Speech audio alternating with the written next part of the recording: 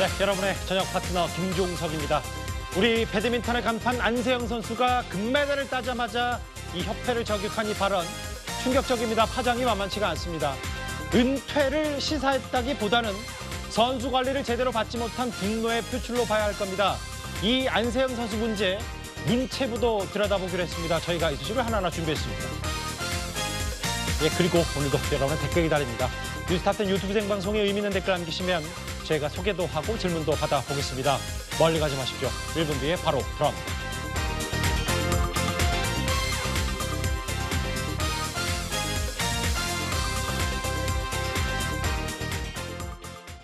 예, 오늘도 뉴스탑10이 자랑하는 뉴스고수 네 분과 함께합니다.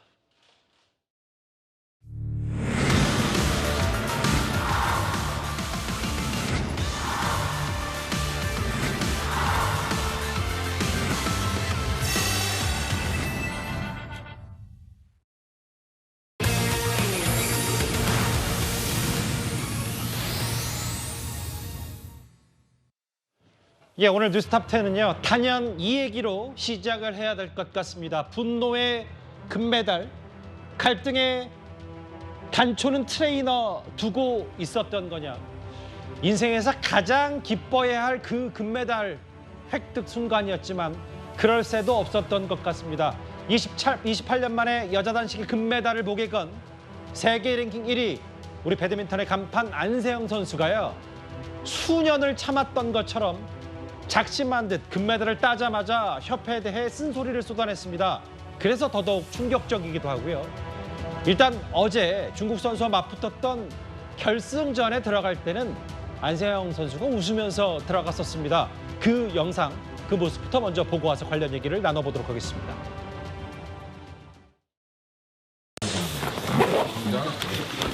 출동하겠습니다. 라스트다. 컨디션 좋습니까? 네, 너무 좋습니다.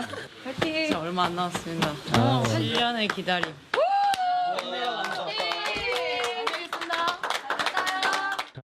정말 말로 표현할 수 없을 만큼 너무 행복하고요. 어떻게 보면 저의 20대, 10대를 거의 배드민턴만 보냈는데, 이 꿈 하나 때문에 보냈는데 이렇게 이루어지니까 정말 뭐 분노도 있었고 참을 것 다 참고 환호 뭐 그런 게 다 있어가지고 움츠렸다가 다시 또 포효하고 이런 게 정말 낭만이지 않나 싶은 것 같네요. 운동선수들한테는.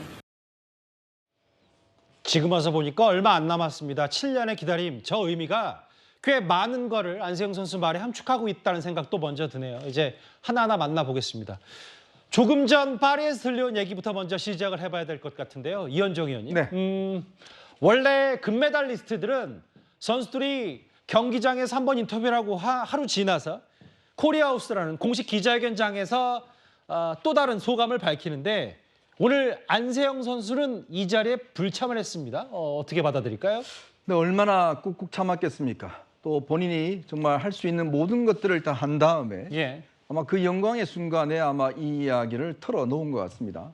너무나 안타깝고 또 한편으로는 또 너무나 분노스러운 감이 들지 않을 수가 없습니다. 안세영 선수가 이제 금메달을 따면 보통 이제 이 현장에서 기자회견을 하고 맞아요. 그다음에 이제 코리아 하우스라고 그래서 거기에 별도로 마련되어 있는 공간이 있습니다. 그렇죠. 그래서 우리 금메달리스트나 이런 분들이 가서 이제 공식적인 기자회견을 하는데 오늘 불참을 했습니다.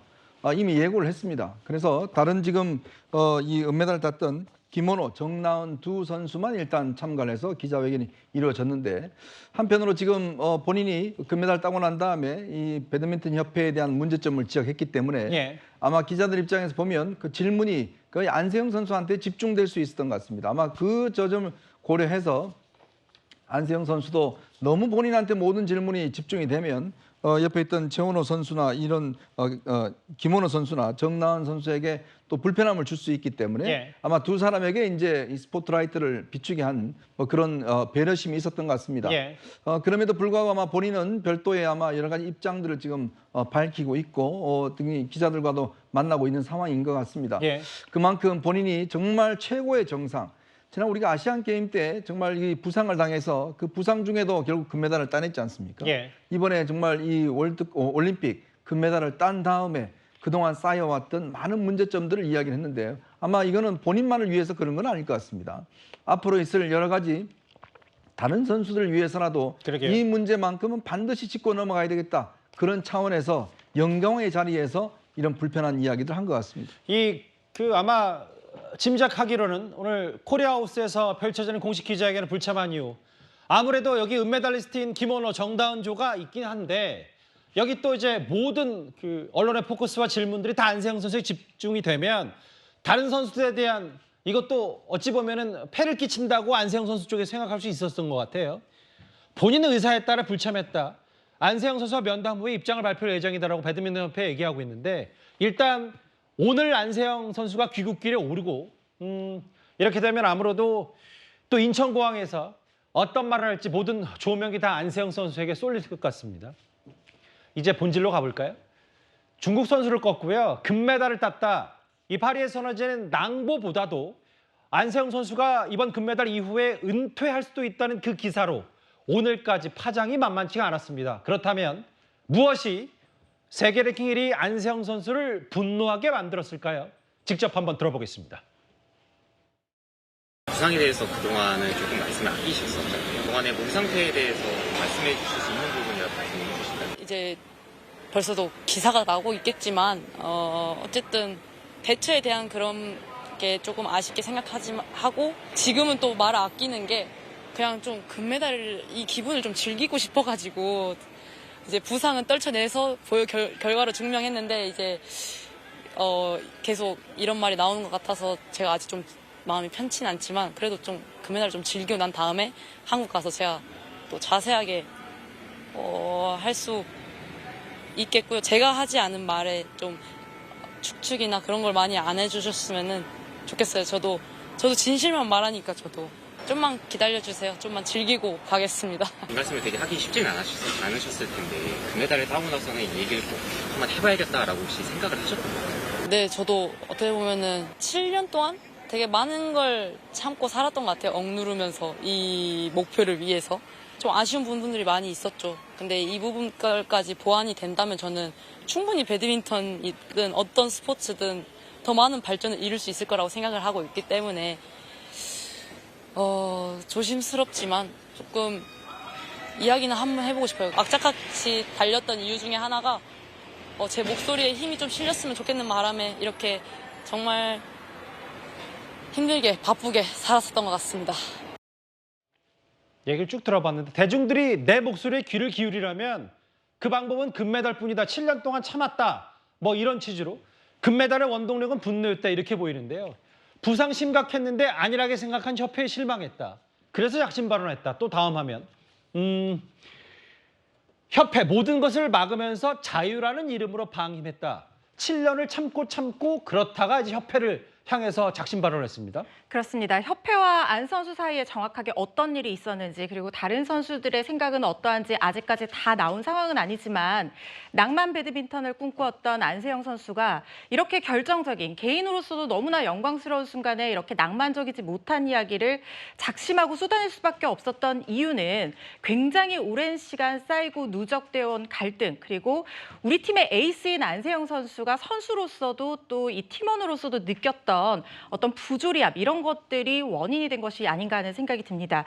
비단 분노가 금메달의 유일한 원동력은 아니었겠지만 굉장히 큰 힘이 되었다라고 본인도 얘기를 하고 있는데요. 예. 안 선수가 이렇게 얘기하는 것 지금 뭐 이 아시안 게임 이후의 부상 문제 그리고 개인의 어떤 부상에 대한 관리 문제에 대한 불만뿐만이 아니라 협회의 시스템 전반에 대한 문제를 지금 제기하고 있는 것으로 보여요. 물론 이 개인적으로 저렇게 부상이 당한 이후에도 적절한 치료를 받지 못했고 오진이 났고 그냥 집에서 방치되어 있었다라는 얘기도 본인이 했지만 그뿐만 아니라 이 어떤 단식과 복식에 대한 지원에 대한 비효율성 예를 들면 복식에서 성적이 많이 나오니까 단식 선수들에 대한 지원은 상대적으로 밀리고 그리고 훈련 프로그램 같은 것들도 365일 근력 훈련 프로그램이 똑같고 예. 몇 년 동안 개선되지 않는 예전과 똑같은 어떤 훈련 방식이 오늘 복식에서의 노골드 그리고 20년 넘는 기간 동안 나오지 않았던 금메달 이런 것들의 원인이 아니었겠냐 이렇게 얘기를 하고 있는 걸로 보이고요. 예. 거기다가 지금 협회의 일방적인 의사결정에 대해서도 문제 삼고 있는 걸로 보입니다.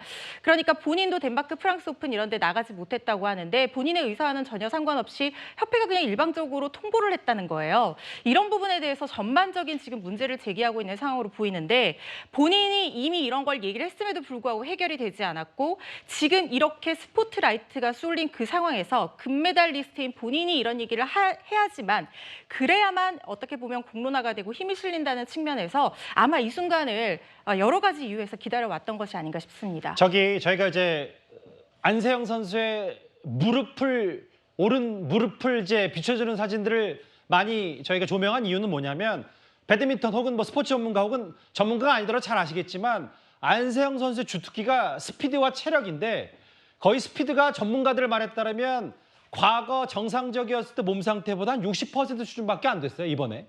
물론 그럼에도 세계 1위를 유지하고 금메달을 땄지만 그만큼 무릎이 거의 선수 생활을 이어갈 수 없을 정도로 얘기가 나왔다. SNS를 하나 더 썼어요, 그 손정혜 변호사님. 사실 본인이 경기 끝나고 나서 인터뷰 과정에서 분노의 인터뷰를 좀 한 다음에 대표팀과 더는 못 가겠다. 은퇴를 시사한다. 이런저런 얘기가 나오니까 은퇴라는 표현으로 국회하지 말아달라. 방점은 선수 관리다. 이런 얘기를 좀 한 것 같아요. 그러니까 은퇴하겠다라면 저런 이야기를 하지 않죠. 은퇴할 정도로 굉장히 문제점이 있다라는 것을 지적하는 것이고요. 그러니까 선수로서는 이번에 이 목소리를 들어서 이 협회나 체육회가 이 시스템에 대한 전반적인 개혁, 혁신을 해달라는 절절한 외침으로 봐야겠죠. 운동을 계속하고 싶기 때문에 개혁과 혁신을 요구한다라는 측면에서는 은퇴하겠다가 아니라 은퇴를 제발 막아주세요. 제발 변화시켜주세요. 이렇게 우리가 해석해야 하는 것이 온당하지 않을까라는 생각이 들고요. 말씀하신 것처럼 훈련 방식부터 의사소통의 방식부터 체계적인 시스템이 갖춰지지 않고 이 주먹구구식으로 운영되는 측면에 대해서 수년간 누적된 갈등이 있었다라는 점을 지적하는 것이기 때문에 본인만을 위해서가 아니라 다른 선수, 앞으로 나올 새로운 국가대표라든가 신인들을 위해서라도 이번에 변화가 필요하다라고 외친 것을 마치 은퇴하겠다는 것이냐라고 해석해서는 안 될 것 같습니다. 그러니까 이제 대표팀과 더는 못하겠다 혹은 이제 뭔가 은퇴까지 22살의 안세영 선수가 은퇴까지 고려한다는 거 아니냐라는 기사화가 엄청나게 많이 되니까 SNS에 추가로 글을 써서 은퇴라는 표현이 아니다. 대표팀과 계속 가기 힘들지 않을까 하는 여러 가지 고민 끝에 나옵니다. 은퇴라고 방점을 두지 말라고 했습니다. 그러면 안세영 선수 당사자인 본인뿐 아니라 같이 이번 금메달 안세영 선수를 조련한 김학균 대표팀 감독의 말도 들어보겠습니다. 일단 감독의 말도 의미심장한데 일단 김학균 감독의 과거 목소리 먼저 듣고 오겠습니다. 2년 가까이 호흡을 맞춰오면서 작년 아시안게임, 작년 세계선수권 많은 대회들을 준비해오면서 많은 과정들을 겪었어요. 그 와중에 부상도 있었고 그다음에 많이 힘든 과정도 있었지만은 그걸 잘 극복해줬고 그리고 여자 단식 선수로서 겪어야 될 부분 그리고 목표 그다음에 기록들 그 모든 것들을 이뤄냈었거든요. 그 이뤄내는 과정에서 본인한테는 엄청난 스트레스도 쌓였을 거고 부담도 많이 가졌을 겁니다. 그 김학균 감독이요, 김진욱 대표님. 저는 사실은 오히려 안세영 선수보다도 옆에 있었던 감독의 말도 충격적이었던 게 앞으로 안세영 선수가 국제대회에 개인 자격으로 출전할 수 있을지를 두고 협회와 법정 싸움을 하겠다는 얘기다. 본격적인 법적 투쟁 이렇게도 들리거든요. 지금 이제 안세영 선수가 이렇게 그 화려했던 순간에 이런 불편한 얘기를 꺼낼 수밖에 없었던 것은 개인에 대한 얘기도 있지만 가장 불만인 것은 지금 배드민턴 협회가 선수 보호라는 가장 중요한 의무를 해태했던 거 그런 부분들에 대한 불만이었던 거 아닙니까? 그러니까 지금 김학균 감독이 예측했던 일이다 이렇게 얘기를 하는데 김학균 감독이 저 정도로 할 수 있었다면 그동안 배드민턴 협회는 무엇을 했던 것인지 좀 묻지 않을 수가 없을 것 같고요.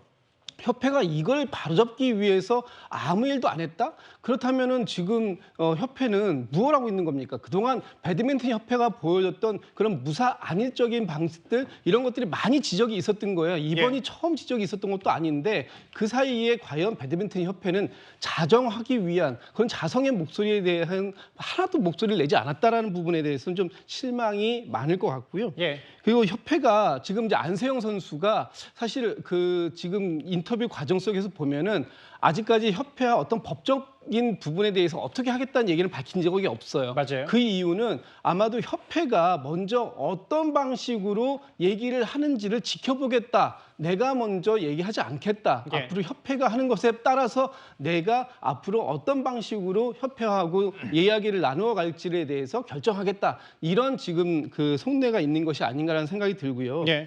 지금 중요한 건 배드민턴 협회가 안세영 협회 그 선수하고 무슨 진실 공방 이런 걸로 갈 가능성을 저는 그건 없어야 된다고 생각합니다. 예. 만약에 그렇게 된다면 아마 국민들께서 배드민턴 협회에 대한 예. 구분을 가만히 두지 않으실 거다 이런 좀 생각이 좀 듭니다. 그러니까 이제 그 김학균 감독, 그 배드민턴 대표팀 감독 얘기는 이제 코칭 스태프에 대한 문제라기보다 협회의 불만을 표현한 거고 협회와 법정 싸움 할 수도 있다는 얘기. 뭐 이렇게 골마왔던 갈등들에 대해서 안세영 선수가 아닌 다른 사람 입에서 나온 거기 때문에 좀 의미가 있고요. 그런데 시계를 한 반년 전으로 돌려보겠습니다. 허주현 변호사님. 그런데 저 이 얘기 듣고도 좀 놀랐던 게 세계 랭킹 1위고 금메달이 우리 선수정에 가장 유력했던 안세영 선수가 실제로 협회에 올 초에 이번 올림픽 출전 안 하겠다. 올림픽 포기 의사를 전달했던 적도 있었네요. 김학균 감독이 인터뷰한 내용에서 얘기를 하는 것으로 보이는데 그러니까 안세용 선수가 올림픽에 나가지 않겠다고 계속 얘기를 하는 바람에 여러 번 설득해서 출전을 시켰기 때문에 오늘의 이런 이 얘기들이 예상이 된 것이었다. 뭐 이런 얘기가 나왔어요. 안세용 선수가 지난 1월에 자신의 부상 관리와 뭐 대회 출전 관련해서 불만이 누적이 되어 있어서 이런 요구 사항을 담은 의견서를 협회에 전달했지만 크게 개선되는 부분이 없었던 것으로 보입니다. 그리고 지금 일각에서 나오는 얘기들을 좀 종합을 해보면요. 예. 지난 5월에 세계 여자 단체 선수권 대회가 있었거든요. 세계 여자 선수권 대회 이게 우버컵이라는 건데 그때 당시에 안세영 선수가 준결승에 출전하겠다는 의사를 밝혔지만 별다른 설명 없이 엔트리에서 제외가 됐었다는 거예요. 그래서 이게 협회에서 일방적으로 의사 결정을 하고 지금 이 협회에서는 복식에 힘을 실어주고 있는 상황이고 본인은 단식을 계속하고 싶고 자기의 기록과 배드민턴 발전을 위해서 단식 선수로 뛰고 싶은데 단식만 계속한다고 해서 뭔가 불이익을 받고 그렇다고 해서 제대로 된 부상 관리도 되지 않고 이런 부분에 대한 불만이 계속해서 누적이 됐고 그래서 국가대표팀에서 은퇴를 하고 올림픽에 출전하지 않겠다라는 얘기를 주변에 여러 명에게 하고 다녔다고 합니다. 예. 아마 그 감독도 그 부분에 대해서 알고 있었기 때문에 이런 문제가 불거질 거라고 예상했다 이런 인터뷰를 한 것으로 보이고요. 예. 어쨌든 안세영 선수는 부상 관리뿐만 아니라 여러 가지 시스템에 대한 불만이 누적된 상태에서 여러 번 얘기를 했지만 이 부분이 받아들여지지 않아서 실제로 올림픽을 포기할 생각까지 했던 것으로 보입니다. 그러게요.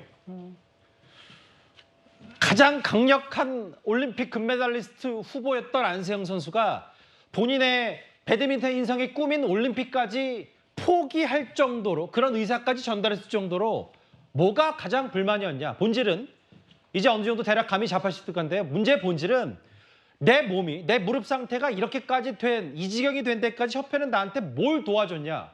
방치하고 방임한 거 아니냐 이 얘기입니다. 그런데 이미 안세영 선수가 본인 무릎에 대해서 약간의 뉘앙스 이렇게 말한 적이 있습니다. 작년 6월, 정확히는 지난 6월 목소리 들어보겠습니다. 네, 저도 이렇게 자세하게 설명드리고 싶지만 이렇게 짧은 시간 동안에는 많은 설명을 못 드릴 것 같아서 올림픽 끝나고 이제 모든 걸 자세하게 말씀드리게 되는 그런 날이 있었으면 좋겠습니다. 부상이 왔을 때 이걸 어떻게 하면 제가 풀어나갈 수 있을까부터 먼저 생각하게 됐고 왜 저한테 이런 과정을 저에게 줄까라는 생각도 좀 많이 하게 됐던 것 같아요. 안세영 선수 혹은 배드민턴 경기 자주 보신 분들 느끼시겠지만 안세영 선수가 세트 중간에 중간중간 쉬는 시간에 이런 표정 짓는 모습 많이 보셨을 거예요. 왜냐하면 갈등의 시작은 여기부터입니다. 항저우 아시안게임에서 금메달을 땄어요. 안세영 선수가 이현정 의원님. 네. 그런데 무릎 통증으로 검진을 받았는데 무릎 근처 힘줄 일부가 파열됐다는 진단을 받습니다. 그런데 협회에서 주도한 병원을 갔더니 한 달 정도 재활하면 된다는 나왔다. 근데 이게 알고 봤더니 안세영 선수 입장에서는 오진이었던 거예요. 참 정말 너무나 기가 막힙니다. 지금 우리나라 의료 기술이나 이런 것들이 워낙 뛰어난데 문제는 아마 그때 이 아시안 게임 때 많은 국민들이 다 지켜보셨습니다. 정말 안세영 선수가 너무 고통을 참기 어려워서 뭐 스프레이를 뿌리고 하면서 끝끝내 이제 그때 금메달을 차지했지 않습니까? 예. 그 이후에도 안세영 선수의 저 무릎과 관련해서 여러 가지 어떤 기사들이 왔는데요. 문제는 배드민턴 협회가 지정하는 병원에서 진단을 했더니 그냥 재활만 하면 된다 이런 정도 나왔다는 거예요. 근데 본인이 고통이 계속되고 나아지지 않으니까 삼성생명이 이제 소속사입니다. 거기서 하는 병원에 갔더니 이거 올림픽에 출전하기가 어렵다 이런 진단이 나왔다는 거예요. 그러니까 왜 이 똑같은 무릎을 놓고서 이렇게 큰 다른 진단이 나왔을까? 이제 거기서 불만이고 문제는 올림픽에 출전하기 위해서는 어쨌든지 간에 이제 이 통증을 줄이고 출전할 수 있게 만들어야 될 거 아니겠습니까? 그래서 이제 트레이너 분께서 이제 이 부분을 굉장히 아마 강화시켜 준 것 같아요. 근데 문제는 이 트레이너 분이 7월 달에 계약이 만료가 됐다는 겁니다. 그리고 이번에도 사실은 올림픽에도 같이 못 갔다는 거예요. 이제 그 부분에 대한 이제 이 안세영 선수 불만이 굉장히 컸던 것 같습니다. 정말 올림픽에 출전하기 어려울 만큼 부상이 심했는데 예. 그나마 그 트레이너 덕분에 이제 겨우겨우 출전할 수 있었는데 계약이 끝났다는 이유로 올림픽에 동행도 못하고 자 그런 상태가 되다 보니 예. 지금 협회 측에서는 뭐 한의사를 붙여줬다 뭐 등등 이야기를 하지만 예. 그러나 이 선수 입장에서 보면 그 트레이너 때문에 겨우겨우 그래도 출전을 할 수 있었는데 아예 계약이 만료됐다는 이유로 동행도 못하게 하니까 아니 처음에 오진 난 것도 그렇고 그 뒤후에 처리하는 과정도 그렇고 저는 도대체 이 배드민턴 협회 분들이 제정신인가 아닌가 묻고 싶습니다. 예. 손정혜 변호사님, 이게 사실은 협회와 안세영 선수가 이제 개인적으로 알아봤던 병원과의 진단이 달랐기 때문에 더욱더 심각하다는 걸 안세영 선수는 많이 받아들였을 테고 다음 화면 볼게요. 근데 이 와중에 뭐 여러 올림픽 전에 대회들이 있는데 아시안게임 이후의 대회 그리고 다른 병원에서 재검진 결과 올림픽 전까지는 정상적으로 몸 상태 회복이 불가능하다는 부상을 겪은 상황에서 협회가 봤을 때 뭐 우리가 봤을 때 한 달 정도 재활하면 된다고 했던데 이런 오진이 겹쳐지면서 여기부터 불씨가 시작된 것 같아요. 그러니까 환자들의 부상 관리는 그러니까 선수에게는 생명권과 같을 정도로 부상권이 굉장히 중요하잖아요. 얼마나 열심히 오랫동안 운동할 수 있는지가 굉장히 중요한 것인데 예. 앞서의 그 목전한 대회에만 심취해서 제대로 관리를 못했던 겁니다. 이러다가 실제로 심각한 부상으로 이어가서 그 선수 생활을 못하는 경우도 왕왕 있거든요. 예. 그만큼 이 부상 관리를 제대로 하지 않고 소홀히 했을 뿐만 아니라 오히려 악화될 수준으로 이 출전을 시킨다거나 관리를 제대로 못하는 점을 지적하고 있는 것이고요. 예. 그러다 보니까 누적된 갈등에 나아가서는 의사소통까지 제대로 되지 않았던 것으로 보이고 그 과정에서 선수 입장에선 그래도 여러 가지 이제 중재안도 이야기하고 이 부분에 대해서 개선할 점도 이야기를 했는데 하나하나 다 막혔던 것으로 추정이 됩니다. 그 끝내 올림픽에는 출전을 해서 금메달을 땄지만 예. 혹여라도 안 좋은 일이 있었다라고 한다면 모든 책임과 모든 결과는 안세영 선수에게 있었을 수 있는 위험성을 협회는 너무 방임했던 것이 아닐까. 길게 선수가 오랫동안 건강하게 길게 활동할 수 있도록 지원하는 것이 아니라 좀 안일한 판단이 계속적으로 이어졌던 것 같습니다. 이건 또 양측의 생각이 다를 수 있으니까 저희가 지금 안세영 선수 주장과 충격 폭로 위주의 이제 여러 가지 얘기를 하고 있다면 협회 측이 생각하는 어떤 다른 입장이 들어오면 저희도 당연히 반영하고 안세영 선수의 반론까지 들어볼 생각입니다.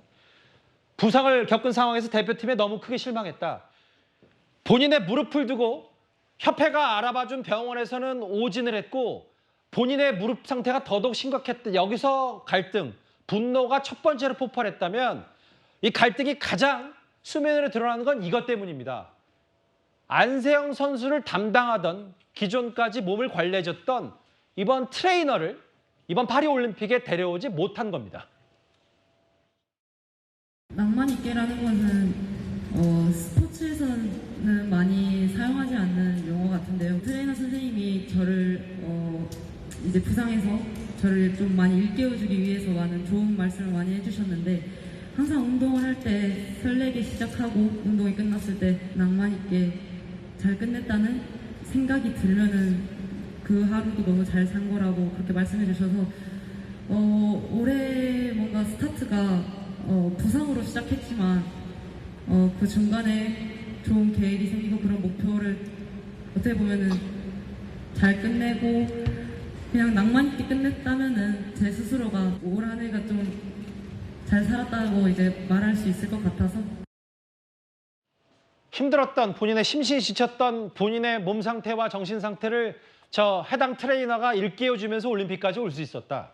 그런데 여기까지 올 수 있었는데 2달 전에 계약이 해지됐습니다. 안세영 선수의 전담 트레이너가. 네, 안세영 선수가 지금 이렇게까지 분노가 폭발하게 된 데는 전담 트레이너와의 계약 해지 이슈도 한몫한 것으로 보입니다. 이 개인 트레이너 작년 6월에 안세영 선수의 관리만을 위해서 뽑힌 전담 스태프인데요. 진천 선수촌에 입촌해 있는 이 선수 1000명 중에서 이렇게 개인 트레이너를 붙여두고 있는 선수는 안세영 선수가 유일하긴 하다고 합니다. 예. 그런데 10월에 항저우 아시안게임에서 저렇게 보신 것처럼 부상당하고 나서 이 트레이너가 언니이자 뭐 멘토이자 뭐 여러 가지 물심양면으로 굉장한 이 지원이 되었던 모양이에요. 물론 어떤 스킬적인 측면뿐만 아니라요. 그래서 사실 일각에서는 두 사람만 밥을 먹고 두 사람만 같이 다니고 심지어 초뇌에서의 훈련까지도 안세영 선수가 희망을 했다고 하니까 그러니까 배드민턴 다른 코치나 대표들, 동료들과는 다소 멀어지는 그런 정도까지 이르렀었다고 합니다. 그만큼 안세영 선수가 마음 둘 곳이 없어서 이 트레이너에게 많이 의지를 했다는 거예요. 예. 그런데 계약 기간이 1년인데 올림픽을 앞두고 6월에 계약이 만료가 됐잖아요. 예. 그래서 협회 측에서 한 달 계약을 제시를 했다고 합니다. 예. 그러니까 올림픽 기간만 파리에 같이 가라. 근데 트레이너가 이걸 거절을 했다는 거예요. 그래서 결국 재계약이 불발이 돼서 안세영 선수가 다른 트레이너와 함께 파리에 갔는데 물론 협회 얘기로는 뭐 최우수 코치들을 붙여줬다고 합니다. 여자 단식 간판인 성재영 코치 그리고 다른 종목에 없는 외국인 코치 그러니까 인도네시아 출신 아우구스티누스라는 이 코치까지 붙여주고 예. 그리고 심지어 발목을 접질렸을 때 한국에서 한의사를 파견해서 살펴줬다고는 하지만 안세영 선수 입장에서는 계속해서 손발을 맞춰온 트레이너 없이 지금 파리 올림픽이라는 정말 중요한 경기를 치르게 된 상황이고 예. 특히 거기서 발목이 접질리는 부상을 당했는데 이걸 또 쉬쉬하면서 말을 못하게 했다는 거예요. 그래서 뭔가 본인의 입장에서는 굉장히 뭔가 엄청난 변동이 있을 수밖에 없는 부분이고 그 부분이 파리 올림픽을 치르는 이 안세영 선수 입장에서는 상당한 마이너스 포인트가 됐다고 스스로 생각하고 있는 것 같습니다. 그러니까 좀 정리를 하자면 지금 뭐 이런 부분이에요. 허주연 변호사께 말 이거는 이제 진짜 진실 공방이 필요한데 본인이 그래도 대개는 끼리니까 협회에서는 전담 트레이너도 이례적으로 붙여줬고 무릎 안 좋고 발목 안 좋으니까 한의사까지 파견했고 트레이너는 협회가 그만두게 한 게 아니라 계약 기간이 끝났기 때문에 자동적으로 됐는데 안세영 선수 입장에서는 내가 지금 어디까지 이렇게 몸 상태 안 좋은 상태에서 왔는데도 트레이너도 계약 해지됐고 그럼 내가 어떻게 몸을 의지하고 올림픽에 뛸 수 있겠냐 이 얘기가 지금 평행선인 거잖아요. 그렇죠. 근데 안세영 선수 입장에서 생각해보면 지금 본인이 부상을 당해서 정말 경기력이 아까 60%라고 말씀하셨는데 100%의 경기력을 장담할 수 없는 상황에서 나와 같이 오랜 기간 동안 손발을 맞춰왔던 전담 트레이너까지 같이 못 가게 된 상황이에요. 그렇다고 하면 협회에서는 이 트레이너 없이 안세영 선수 혼자 개인의 역량에만 기대서 결과를 기대하는 것이냐 이렇게 생각을 할 수가 있는 부분이죠. 그리고 뭐 협회 측에서는 어떤 그런 공백을 메우기 위해서 여러 트레이너 붙여주고 한의사도 파견하고 노력을 기울였다고는 하지만 안 선수 입장에서 그러니까 선수가 만약에 중심이 된다라고 하면 협회에서 안 선수를 좀 더 배려한 결정을 할 수 있지 않았겠냐라는 것이 안 선수 생각인 것 같습니다. 아마 이런 부분에 있어서 양측의 의견이 엇갈리고 있는 부분이 아닌가 싶습니다. 일단 트레이너 부분이 가장 뜨거운 쟁점 그리고 안세영 선수가 금메달 따자마자 협회를 작심발언한 충격적인 얘기를 한 이유의 근본일 거고요. 그런데 협회 쪽 얘기 이렇습니다. 정말 해줄 만큼 다 해줬다. 특히 다른 종목이 없고 다른 선수들에게 없는 아까 화면에도 잠깐 나왔지만 인도네시아 출신의 외국인 코치도 붙여줬다. 그렇기 때문에 배드민턴 협회도 할 만큼 했다. 이런 입장입니다. 화면을 만나보겠습니다. 코치님께서는 항상 저에게 초반 스타트에 대한 문제점을 계속 말씀하시고요. 또 코트에 들어서면은 무슨 말보다는 좀 빨리 좀 뛰어라. 빨리 좀 뛰고 무슨 생각하지 말고 단순하게 생각하고 공을 다 보고 뛴다는 생각으로 하라고 일단 말씀하시고 또 자신 있게 공격하라고 말씀만 하시는 것 같아요. 그 순간에 많은 걸 말씀하시지 않고 그냥 딱 필요한 것만 제일 많이 말씀하시는 건 일단 빨리 뛰어라 이 말이신 것 같습니다. 아까 사진에도 잠깐 나왔지만 인도네시아 출신의 코치 그러니까 이런 거네요. 그 손정혜 변호사님. 배드민턴 협회 안세영 선수 물론 실력이 출중하고 걸출하긴 하지만 안세영 선수만 있는 게 아니라 다른 선수도 있는데 우리도 외국인 코치 붙여줄 만큼 붙여주고 했는데 이거를 협회가 본인 몸 관리를 못했다고 하면 협회 입장에서 난감하지 않냐 이런 평행선인 것 같아요. 그래서 사실은 이렇게 세세한 부분에 대해서 진실 공방이 이루어지는 것은 좋진 않아 보입니다. 일단 협회 입장에서도 물심양면 지원하려고 노력했던 건 맞는 것 같으나 예. 중요한 건 선수들의 어떤 멘탈 관리, 이 어떤 부상 관리에 의해서는 본인의 의사를 또 존중하는 방향으로 나아가는 것도 굉장히 필요한데 안 선수 인터뷰를 보면 이제 뭐 다른 뭐 대만 국가, 뭐 중국 국가를 비교를 하면서 예. 트레이너 뭐 2명 뭐 이렇게 이제 같이 한 설레도 이야기를 하면서 부족하다라는 점을 지적을 했더라고요. 말씀으로 죄송한데 그렇죠. 이제 중국 선수나 라이벌 뭐 일본 선수 등은 트레이너 전담 트레이너 한두 명 더 있는데 우리는 트레이너 한 명 있는데 그마저도 올림픽 못 나왔다. 이게 안세영 선수의 불만인 것 같고요. 한의사 지원도 필요하다면 해야 되겠지만 선수 본인이 해당 트레이너가 굉장히 적극적으로 필요하다라는 의견을 개진했다라고 한다면 예. 계약 기간을 연장하든 다른 여러 가지 해결책을 제시해서라도 이 트레이너와의 계약 기간을 좀 더 연장하는 방법으로 더 노력했더라면 이런 의사소통의 오류가 없지 않았을까 하는 아쉬움이 있는 것이고요. 예. 그래서 단발적으로 트레이너를 보내지 않았다. 계약 기간이 끝났는데 왜 어떻게 하느냐 이런 문제보다는 총합적으로 협회와 어떤 선수 간의 이견의 어떤 불일치 과정에서 오해가 많은 느낌이 좀 있습니다. 특히 어떤 대회를 나가지 않았을 때 물어봐도 명확한 해명이 없었다, 설명이 없었다. 예. 수직적인 의사소통 구조였기 때문에 왜 트레이너가 계속 가지 못하는 부분에 대해서 안 선수 측에 충분한 설명이 없었기 때문에 예. 다른 나라의 선수들까지 비교하면서 불만이 나오는 상황이 아닐까 합니다. 그런데 이게 사실 안세영 선수 28년 만에 여자 단식 배드민턴 금메달을 따면서 본인이 이 얘기를 하고 싶었다 작심발언을 했는데 사실 올림픽 이후에 협회와 선수와의 갈등은 이번이 처음은 아닙니다. 한번 과거 사례를 들어보겠습니다.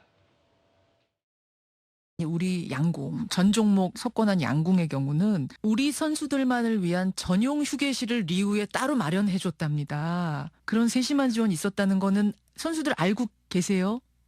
몰랐어요. 아, 부러우시죠? 네, 부럽네요. 많이 부럽네요. 아, 지난 아시안 게임 때는 메달 땄는데 따고 나서 김치찌개 회식했다면서요? 네, 고맙습니다. 그 사진 보면서도 참 짠하던데 이번에는 뭐 먹었어요? 경기 끝나고 나서. 이번에는 아무것도 안 먹었습니다. 아, 회식 없었어요? 네, 회식 없었습니다. 이번에. 네. 아이고, 참. 네. 대표팀의 맏언니 김연경 선수가 아예 총대 메고 배구협회 저격했던 과거 사례도 있고요. 특히 이현정 의원님. 네. 안세영 선수 전에 배드민턴에 살아있는 전설이었던 이영대 선수는 과거에 협회가 일 처리 제대로 못해가지고 1년 자격정지 징계받았다. 이런 과거의 잘못된 사례도 재소환이 되고 있습니다. 그러니까 이제 김연경 선수도 그때 배구협회의 정말 이 무성의한 그런 어떤 이 행태에 대해서 그때도 참 많은 국민들의 공분을 샀습니다. 저렇게 힘들게 대회하고 있는 선수들이 결국은 김연경 선수 자비로 저렇게 선수들하고 하고 이제 그냥 김치찌개로 식사를 했다는 거 아니겠습니까? 예. 이번에도 마찬가지예요. 이 배드민턴 협회가요. 보면 2014년도에 당시 이제 반도핑 협회에서 어떤 선수에게 소재지를 확인해서 수시로 이제 이 도핑 검사를 하게 돼 있습니다. 예. 근데 당시에 이용대 선수가 이제 반도핑 협회에서 이 검사를 하게 됐는데 이 배드민턴 협회가 이 행정상의 실수로 인해서 소재지를 제대로 안 알려 준 거예요. 그러니까 이게 고의적으로 회피했다고 이제 당시에 반도핑에서 본 겁니다. 그래서 이 1년 동안 자격 정지가 됐는데 그때 제가 아마 기억하기로 이용대 선수가 네덜란드 그 편지에 가서 어필하고 그랬어요. 맞아요. 그럼에도 불구하고 그냥 받아들이지 않았습니다. 예. 그리고 또 벌금도 당시 4만 달러나 냈습니다. 5천만 원 정도 벌금도 내고 1년 동안 자격 정지가 됐어요. 예. 그러니까 이게 지금 당시에 이 배드민턴 협회가 이런 실수 때문에 결국은 1년 동안 선수가 활동할 수 없게 돼 있습니다. 또 2018년도에는 당시 어느 대회가 있는데 배드민턴 협회 임원들 같은 경우는 다 비즈니스석을 타고 가고 선수들은 또 일반 이코노미에서 타고 가고 이런 일이 벌어진 바가 있어요. 자, 그러다 보니 도대체 이 선수 협회들이 그러니까 지금 우리가 비교되는 게 양궁협회하고 많이 비교가 되지 않습니까? 예. 그러니까 배구협회도 그렇고 배드민턴 협회도 그렇고 선수들은 정말 저렇게 열심히 뛰고 있는데 예. 협회는 도대체 뭐 하는 거냐? 이런 지적이 나오니까 지금 오죽했으면 대통령실이 직접 이제 조사를 지시할 정도로 지금 상태는 굉장히 악화된 것 같습니다. 과거에 이제 김연경 선수가 안세영 선수나 양궁 이번에 아까 자막을 다시 부탁드려도 될까요? 그 양궁팀 양궁협회가 불었다 감사합니다. 이렇게 글쎄 어떤 특정 종목에 있는 선수가 다른 협회를 부럽다라고 하는 것도 이걸 저희가 어떻게 받아야 될지 그만큼 좀 냉정하게 살펴보면 협회 간의 실력 차도 분명히 있을 테고 그것보다 중요한 건 선수들의 열악한 부분들을 목소리에 귀를 기울여야 될 것 같은데요. 허주현 변호사님, 이게 진짜 본질로 가볼게요. 사실 제가 안세영 선수가 이제 귀국길에 올라서 인천공항이든 혹은 공식 기자회견 때 이제 진짜 어떤 말 할지가 더 궁금해지는 게 바로 이 얘기입니다. 다음 화면을 보겠습니다. 여기요. 아예 기자가 물었습니다. 그러면 대표팀이 아니면 다음 올림픽은 어떻게 되냐? 일부 온라인에서는 뭐 그러면 안세영 선수는 자기가 하고 싶은 배드민턴을 해야 되는 거니까 진짜 국적을 바꾸는 건지 막 이런저런 설들이 막 나오니까 대표팀에서 나간다고 해서 올림픽을 못 들이는 건 야박하지 않냐? 단식과 복직은 엄연히 다른데 선수 자격을 박탈하면 안 된다. 이게 선뜻 이해가 안 되세요.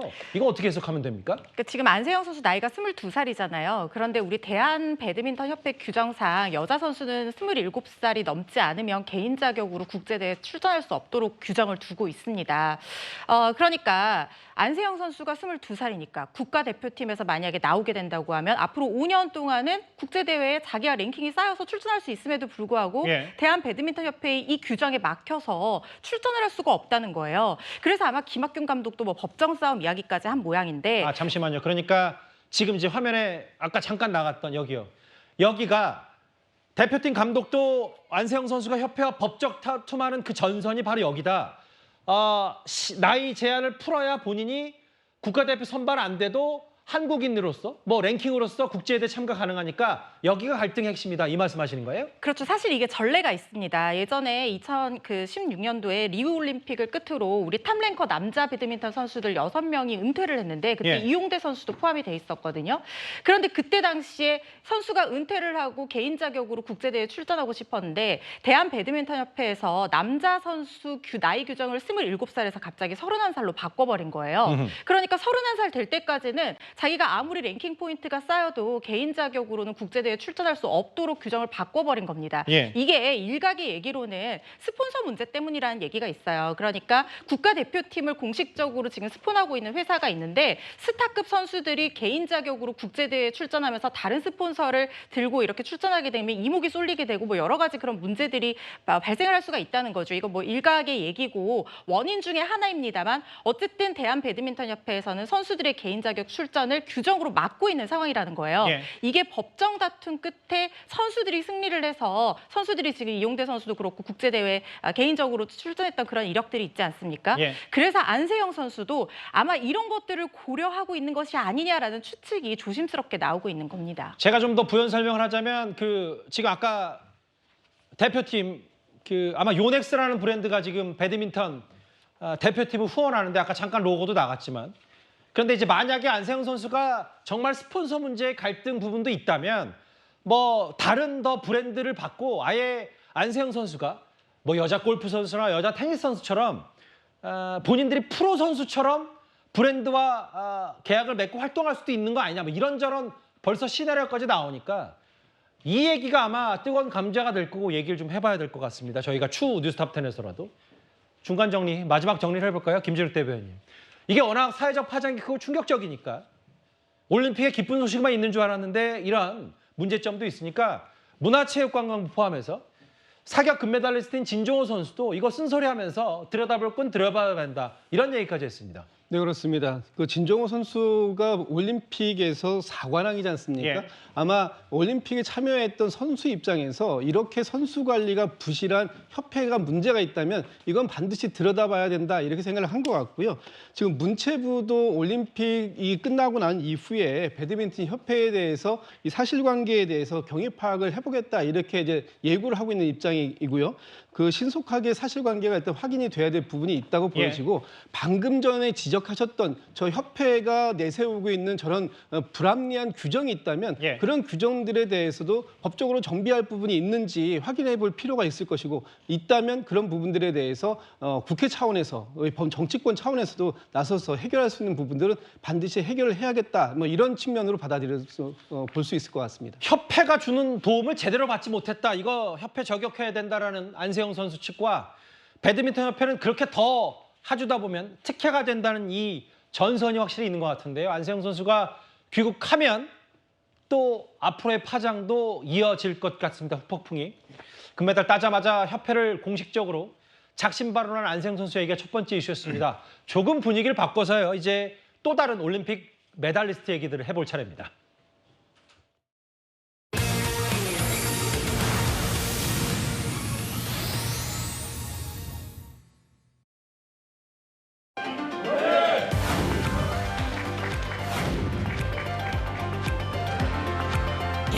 이번 파리올림픽에서 뭐 개인전, 다음에 혼성전, 단체전에서 금메달을 모두 따게 돼서 매우 기쁘게 생각하고요. 제 나름대로 굉장히 잘했다고 생각한 경기들을 해서 그런지 되게 기쁘고 행복한 것 같습니다.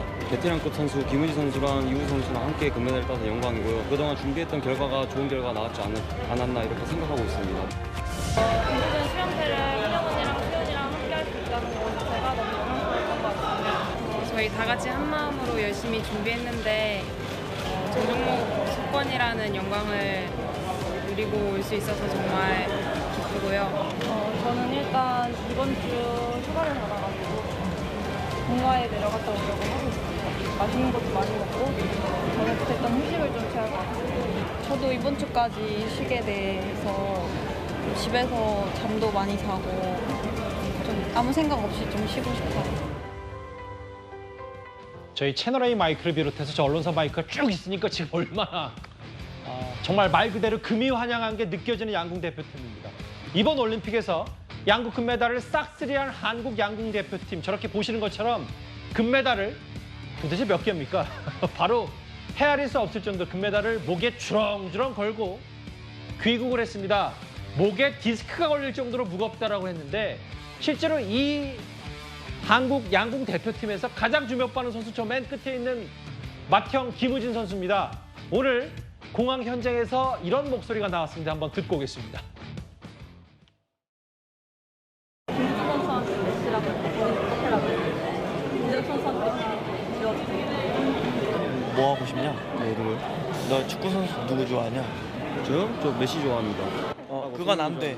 나 메시라고 안 했어. 나 메시랑 호날두도 둘 중에 아무것도 안 정해놨었어. 그래. 누구? 손흥민 하겠습니다. 손흥민 한대요. 너 역시 한국인이구나. 인터뷰를 하는 겁니까? 셋이 얘기하는 겁니까? 예. 허준 변호사님.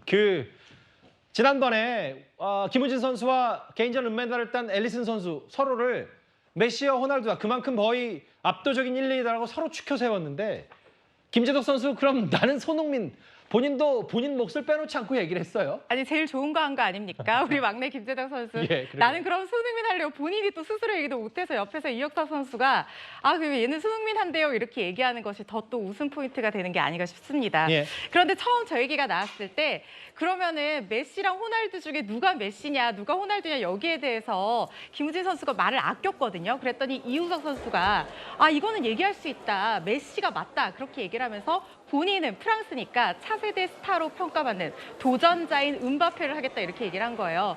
우리 지금 너무나 자랑스러운 우리 양궁 대표팀 그야말로 뉴 어펜져스의 펜싱 팀에 이어서 예. 축구에서 이렇게 완벽한 어떤 스쿼드 아닙니까? 그런데 다 자신을 빗대도 우리가 어떻게 그렇게 얘기할 수 있어라고 생각하지 않을 만큼 너무나 당연히 손흥민, 메시, 음바페 너무나 적절한 비유다라고 생각할 만큼 그만큼 자랑스럽게 실력으로 승부하고 온 것 같습니다.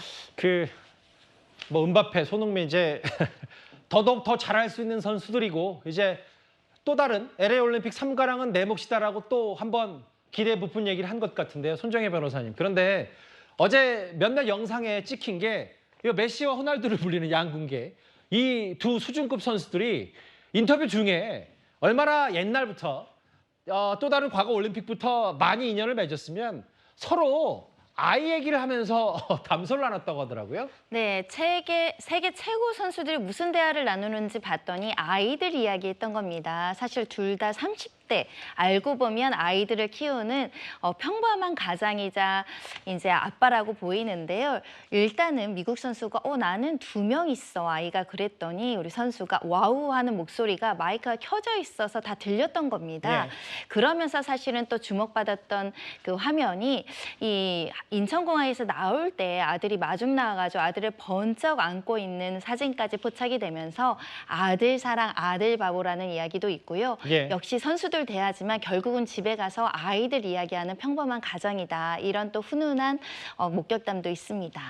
그 뭐 옛날에 뭐 2008년부터 서로 베이징 올림픽 시절부터 서로 자웅을 거렸던 선수들이기 때문에 뭐 세월의 무게 다 있고 뭐 이번에도 또 하던 명승부를 펼쳤는데 이건 뭐 저만 짚을 얘기가 있는데요. 잠시만요. 이게 하도 세간에 김우진 선수의 올림픽 금메달 5개, 지금 최다 금메달리스트가 된 김우진 선수에 대한 관심이 무척 뜨겁기 때문에 연예인 중에 한 분인 뭐 방송인 이지혜 씨가 본인 남편과 비슷하게 생겼다면서 저렇게 SNS 사진 올리고 뭐 닮았다면 닮았고 뭐 내가 왜 김우진 선수에 끌렸냐고 하면서 본인 SNS에 저런 사진을 올렸어요.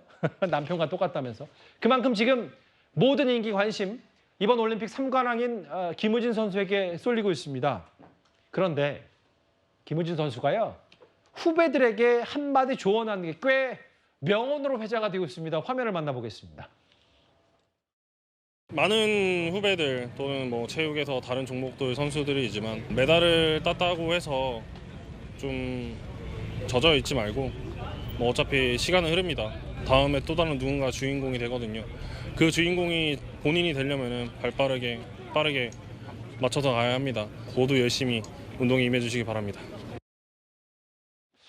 글쎄요, 이거 뭐 유튜브 쇼츠에 나오는 명언 정도 아닌지 모르겠습니다. 저 김진욱 대표님, 메달 땄다고 자만심에 젖어 있으면 안 된다. 해 뜨면 마른다. 이야, 이게 본인이 금메달 5개 따기 위해서 얼마나 많은 노력, 그리고 그동안의 실패를 많이 맛봤겠습니까? 이 얘기를 후배들에게 한다. 뭐 대단한 것 같아요. 그러니까 그런 말이 있잖아요. 우리나라의 국가대표에 선발되는 것이 세계에서 금메달 따는 것보다 더 어렵다. 이렇게 얘기가 나오기 때문에 우리나라에서 선수로 특히 국가대표가 된다는 것이 얼마나 어려운가 하는 부분들을 잘 알고 있는 상황이기 때문에 아마도 저런 말씀을 했다고 봐요. 메달 땄다고 자만심에 빠지게 되면은 바로 다음부터 연습에 게을리하게 될 것이고 연습을 게을리하게 되면 다시 국가대표가 될 수 있는 확률이 굉장히 적어듭니다. 지난 그 2021년에 있었던 도쿄 올림픽에 참여했던 선수들 중에 예. 지금 그 현 국가대표로 이번 파리 올림픽에 참여하지 못한 선수들도 굉장히 많거든요. 예. 그렇기 때문에 아마도 이렇게 그 우승했다고 해서 금메달을 땄다고 해서 저기에 빠져 있게 된다면 아마 해가 뜨는 순간 물기가 바로 말라버리듯이 사라질 수 있다라는 부분들을 후배에게 얘기하는 것이지만 특히 저거는 후배들뿐만 아니라 본인에게도 해당되는 말이 아닐까 싶습니다. 김우진 선수의 아들도 오늘 공항에 마중을 나와서 저렇게 얼마나 오랜만에 아들을 봤겠습니까? 보고 싶었을 텐데 금이환영한 김우진 선수 오늘 공항에서 많은 환대를 받았고 그 댓글들을 제가 한번 읽어볼게요. 양궁공화국이다. 김우진 선수 이기려면 11점을 쏘든 김우진 선수를 쏴야 된다는 얘기도 했고 한국에서는 양궁 대표팀이 뽑히는 게 금메달보다 어렵다고 했는데 11점을 쏘든 김우진을 쏘든 둘 중 하나가 돼야 금메달을 딴다. 명언이네요. 이것 또한. 그 이현정 의원님. 네. 금메달 3개 땄잖아요. 이번에 김우진 네. 선수. 뭐 소속팀도 있고 한데 포상금의 액수도 벌써 환산이 됐는데 어마어마하다면서요. 제가 계산하기 어려울 정도인 것 같습니다. 지금 본인이 소속된 청주시에서 이제 3천만 원요. 충북도 체육회에서 2천만 원. 뭐 이거는 시작에 불과합니다. 문체부에서 이제 1억 원 이상의 상금이 있고요. 정말 체육연금이 또 따라갔죠. 근데 정말 대박인 것은 바로 현대차에서 제공하는 이제 포상일 겁니다. 개인전 3억, 단체전 2억 원. 이 정도 이제 지원을 하고 여기에 플러스해서 신차를 제공했어요. 2020년에 현대자동차가 한 포상금만 25억 원입니다. 선수들한테 한 것만요.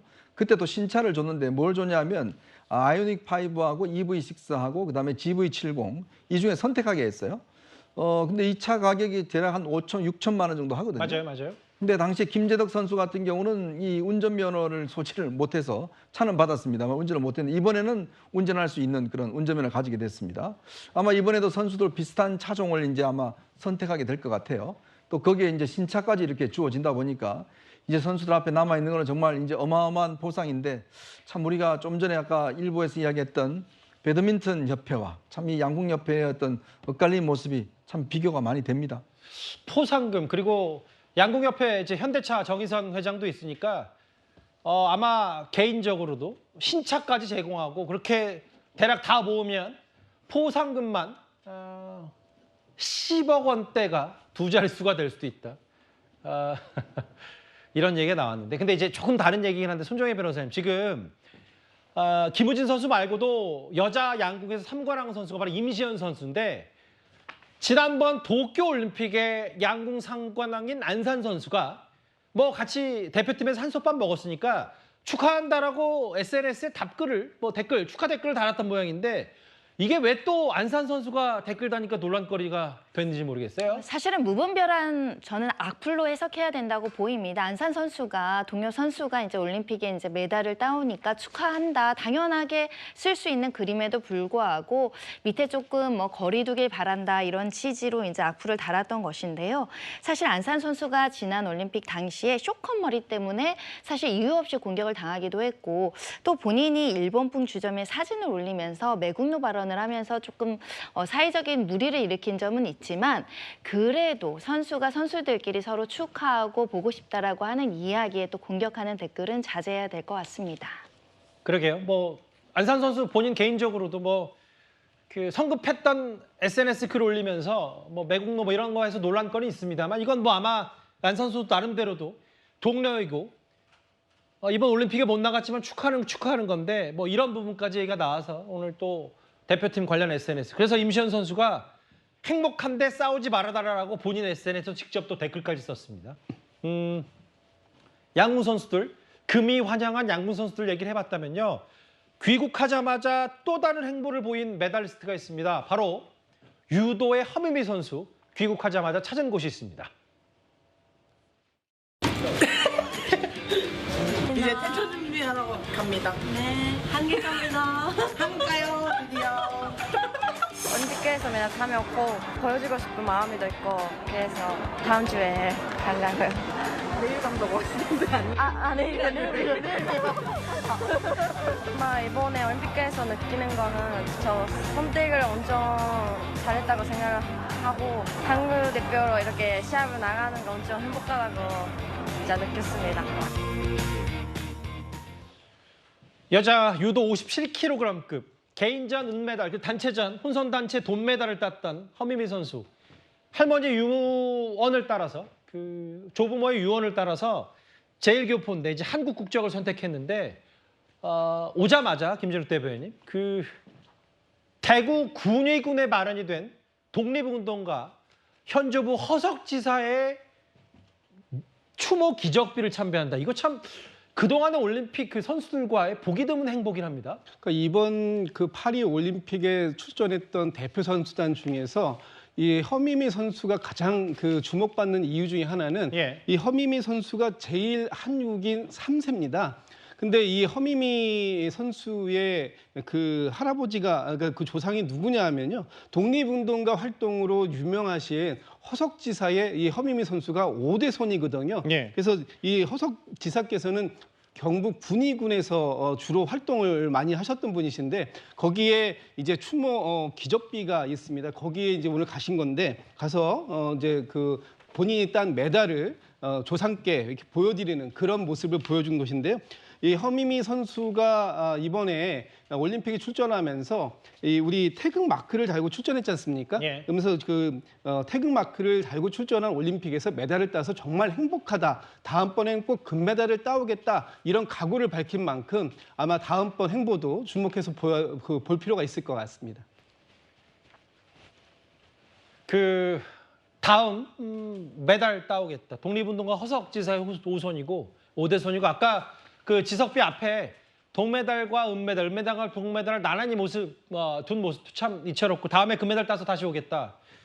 임시현 선수도 과거 임나수장을 후손 이런 사실 온라인 커뮤니티 많이 또 회자가 되면서 국위 선양한 만큼 또 본인들 조상에 대한 본인과 회자가 될 정도로 여러 가지 얘기가 나왔는데 저희 메달리스트 중심으로 살펴봤다면요. 올림픽 얘기를 좀 마무리 좀 해보겠습니다. 그 해외 그 선수들 얘기들이 좀 많이 회자가 된 이유가 뭐냐면 호주현 변호사님 이번에 16강에서 우리 여자 대표팀 여자 단체전 대표팀 신예빈 선수가 포함된 선수들이 이기긴 했습니다만 브라질 탁구 선수 외팔 탁구 선수가 많이 화제가 됐고요.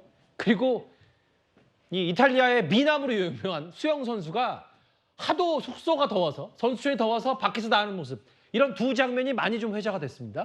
그렇습니다. 일단 알렉산드르 선수는 신생아 때 이 백신 부작용으로 인해서 혈전증을 앓고 결국에는 오른팔을 절단하는 수술을 받게 됐지만 이런 장애에 전혀 굴하거나 극복하지 어려워하지 않고 스케이트보드와 풋살을 통해서 균형 감각을 키우는 훈련을 했다고 하고요. 그리고 브라질 최초로 올림픽과 패럴림픽에 동시에 출전하는 선수입니다. 신유빈 선수와 16강전에서 맞붙어서 단체전이었죠. 맞붙어서 패배를 했지만 정말 이런 경기를 보면 승자도 패자도 없는 그야말로 올림픽이란 이런 것이 아닌가 하는 생각이 들어서 앞으로 이 올림픽이 끝나면 이 알렉산드르 선수가 패럴림픽에도 또 도전하게 될 텐데요. 눈부신 활약을 또 기대해 볼 수 있을 것 같고 이번 파리올림픽 정말 긍정적인 이슈도 많았지만 특히 문제가 됐던 이슈들도 있었어요. 그러니까 선수들의 어떤 식단이라든가 아니면은 환경 문제, 특히 에어컨이 없는 문제 때문에 선수촌의 환경이 그렇게 좋지가 않아서 너무나 힘들어한다는 얘기들이 있었는데 말씀하신 것처럼 이탈리아의 채콘 수영 선수입니다. 이 선수가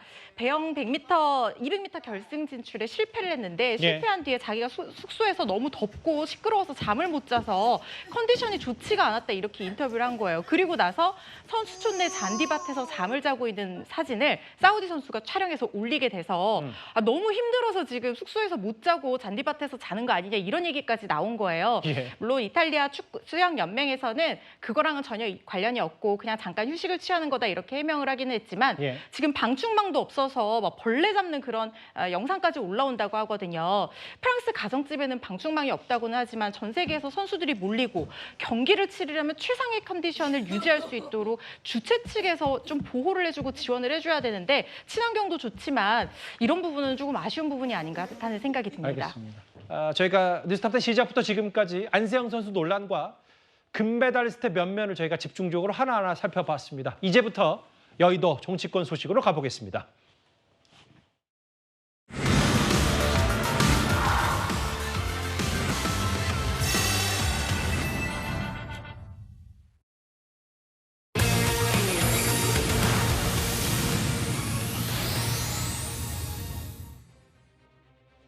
주제 자체가 많이 대비가 되죠. 금투세를 없애자는 여당과 25만 원을 주자는 야당 얘기입니다. 이른바 어제 블랙 먼데이 미국 경기 침체 우려에 국내 증시가 급락하면서 코스피 지수 등이 사상 최대 낙폭을 기록하는 다음 날이었습니다. 오늘이. 정부와 여당이 국회에서 만났는데요. 사실 원래 회의 안건은 TMF 사태였는데 한동훈 대표가 이런 말을 했습니다. 먼저 들어보겠습니다. 이번에야말로 금투세 폐지에 대해서 초당적으로 논의해야 한다라고 생각합니다. 증시는 심리적인 요인이 많이 반영되는데요. 우리 대한민국만 이렇게 큰 주가 하락의 모멘텀을 만들 수 있는 금투세 폐지를 유지한다면 결국 이 강행한다면 우리가 퍼펙트 스톰을 만들어서 그 안으로 들어가는 상황이 될 것이다라는 우려의 말씀을 드립니다. 그리고 이재명 진 더불어민주당 대표께서도 다소 유연한 입장을 밝히셨던 것으로 알고 있습니다. 5년간 5억 정도 버는 것에 대해서는 세금을 면제를 해주고 우리가 타이밍을 놓치지 않도록 전향적이고 초당적인 논의를 하자라는 제안을 공식적으로 드립니다. 군대에서 계급 앞두고 소령진, 하사진에서 진급 예정자를 그렇게 부르는데 아예 한동훈 대표가 이재명 대표를 이제 대표 진급 연임 앞두고 있으니까 진 대표 이렇게까지 좀 비꼴 정도로 이 대표를 얘기를 했는데요. 이현정 의원님. 네. 본질은 이거잖아요. 금투세 폐지. 지금 이른바 개미들 소액 투자자들, 주식 투자자들 지금 어제 꽤 고통스러운 나날을 보냈으니 정부 여당이 금투세 강행하지 말고 폐지해야 된다, 정책 챙기겠다 이 얘기입니다. 이 금융투자세가 내년 1월 1일부터 시행이 되게 돼 있습니다.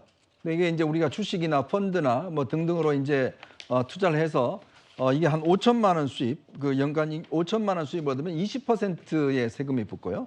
그다음에 이제 3억 이상이면 25% 세금이 붙게 돼 있습니다. 그러니까 사실은 이건 입법 때부터 굉장히 논란이 있었습니다. 당시 이제 야당 주도로 통과됐는데요. 문제는 이제 이 통과되게 될 경우에 이 주식 투자하는 분들이 지금 이게 만약에 이 금투세가 실행이 되면 아마 우리 주식 시장이 엄청난 타격을 받을 것이다, 이런 지적이 있습니다. 전문가들도 마찬가지지만 대만이요. 예. 이런 세금을 도입했다가 거의 주식이 한 35%가 시장이 축소되는 그런 사태를 빚었어요. 왜냐하면 이제 이게 주식을 해서 이 세금을 떼어가면 물론 이 개미 투자도 그렇지만 기관 투자가들이나 이런 분들 같은 경우에 아예 이 주식시장에서 빠져나갈 가능성이 굉장히 높거든요. 예. 자, 그렇기 때문에 지금 금투세를 이거를 폐지해야 된다라는 게 지금 이제 주장을 하고 있고, 이재명 대표도 전 대표도 최근에 여러 가지 어떤 중도 행보를 보이면서 상속세, 금투세 뭐 이런 부분에 대해서 이제 언급은 하고 있습니다만은 예. 지금 현재 민주당의 기본적인 입장은 강행하겠다는 입장이에요. 특히 어제 오늘 주식시장이 굉장히 난폭이 컸습니다. 손해보험도 굉장히 많죠.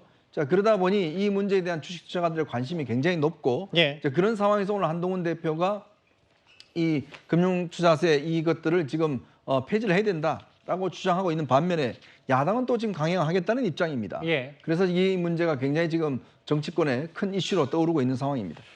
오늘 뭐 어느 정도 또 다시 주식시장이 반등하긴 했습니다만 주식시장이 이렇게 요동치고 변동성이 높아지면 높아질수록 한 대표 얘기는 이거 큰 엄청난 소용돌이에 휩싸일 수밖에 없는 거다. 이거 주식 등으로 5천만 원 이상 수익 얻으면 내는 세금 내년부터 실시가 되는 이거 강행하지 말고 폐지하자라고 얘기하고 있습니다. 일단 선공을 한 대표 먼저 선제적으로 치고 나간 상황인데 바로 관건은 제1야당의 행보입니다. 전반적으로는 아직 확실하게 갈피를 잡지 않은 유보적인 태도를 취하고 있는데요. 정책위의장인 진성준 의원 금투세 시행을 과거부터 강하게 주장해오고 있습니다. 이재명 후보의 개인적인 입장이고 거의 세계 모든 나라의 자본이득세 또 금융투자소득세가 도입되어 있습니다. 어디고 이게 선진금융세제라는 거예요. 그러니 이걸 피할 방법은 없습니다. 지난 금요일 이후 거래일 이틀 동안에만 시가총액 330조 원이 증발했다고 합니다. 윤석열 대통령은 이런 비상시국에도 여름 휴가를 떠났습니다. 1,400만 개미 투자자들이 이렇게 위급할 때 대통령은 대체 어디에 있습니까?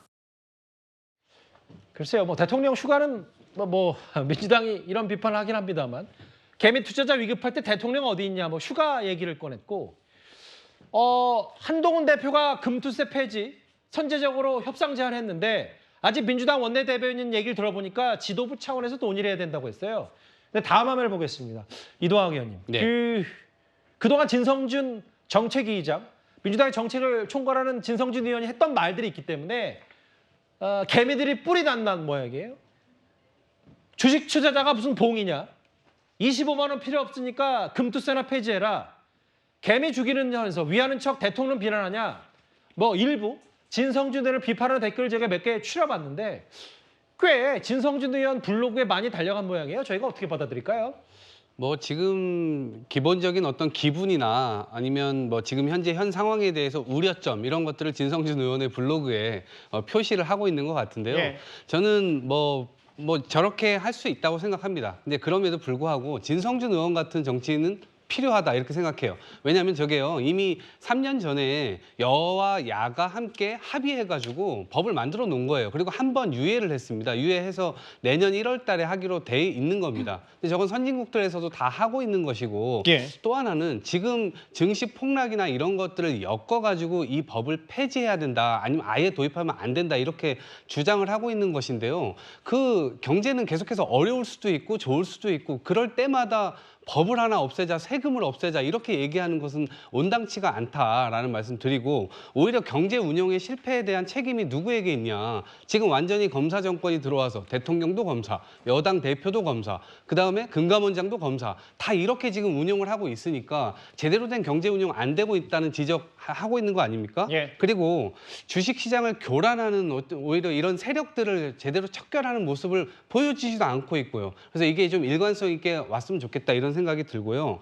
이게 3년 전에 입법이 됐고 한번 유예된 만큼 이번만큼은 이런 여러 가지 의견들이 있다 손 치더라도 좀 치열하게 다시 한번 논의를 하는 계기라도 한번 만들어봤으면 좋겠습니다. 어찌됐건 아직 민주당은 완벽히 가닥을 잡지는 않은 거네요. 그러니까 금투세 폐지에 대해서. 네, 왜냐하면 이재명 대표 역시도 다시 이제 대표가 거의 될 것으로 지금 확실시되고 있는데 되겠죠. 예. 이러한 측면이라면 예. 이 부분은 다시 한번 또 드라이브를 걸 수 있지도 않을까? 그러면 이제 당연히 뭔가 또 다른 논의가 일어나겠죠. 세간에서 민주당에서 뭐 일당 독주하는 거 아니야, 독재하는 거 아니야 이렇게 얘기를 하는데 이 부분만큼은 이견이 분명하게 지금 충돌되고 있는 부분이고요. 그래서 이 지점에서는 민주당이 이 의견 수렴을 좀 더 할 수 있는 여지를 두고 논의해 나갔으면 좋겠다 이런 생각이 듭니다. 예.